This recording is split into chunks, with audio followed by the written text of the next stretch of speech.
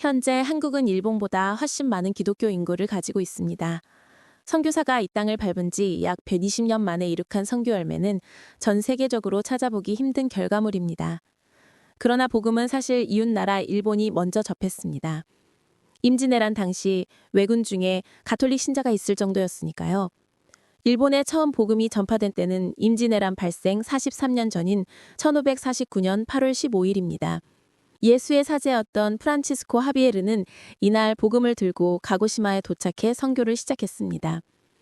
당시 일본 막부가 외국 선교사를 받아들인 이유는 서구의 군사 경제적 이익을 얻으려는 계산 때문이었지만 민간에서는 실제 믿는 사람들이 생겨나기 시작했습니다. 일본 본토에서 최초로 믿은 사람은 베르나도라는 세례명을 갖게 된 한 청년이었습니다. 그는 이후 루마로 건너가 신학 공부를 하였지만 고국으로 돌아오지 못하고 포르투갈에서 생을 마쳤습니다.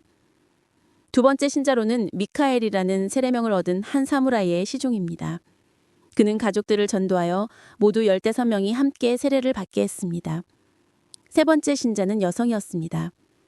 그녀는 하비에르가 묵던 집주인의 딸이었습니다. 세례명은 마리아입니다. 하비에르가 머무는 동안 예수님을 구주로 영접하고 세례를 받았는데 이후 하비에르는 다른 선교지로 떠나게 되었습니다. 그리고 10년이 지난 1561년에 알메이다라는 선교사가 가고시마에 왔을 때 200여 명의 그리스도인이 존재했는데 놀랍게도 마리아가 그들의 지도자로 사역하고 있었다고 합니다.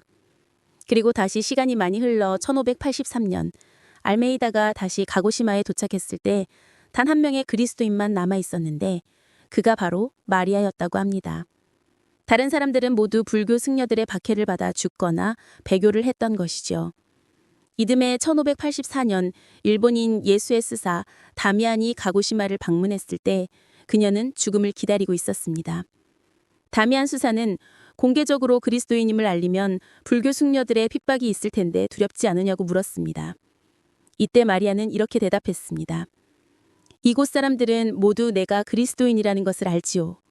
만약 내가 하나님의 거룩하신 이름을 불렀기 때문에 승려들이 나를 죽인다면 그것은 참으로 기쁜 일일 것입니다. 나는 지금 이 방에서 늙어 죽는 것보다 하나님의 사랑 안에서 순교자로 생애를 마감하기를 바라고 있습니다.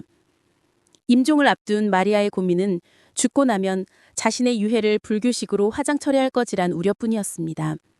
마리아는 다미안에게 이 문제를 호소했고 결국 일본 예수회는 노세한 마리아를 나가사키로 옮겨 최후의 임종을 맞게 했습니다.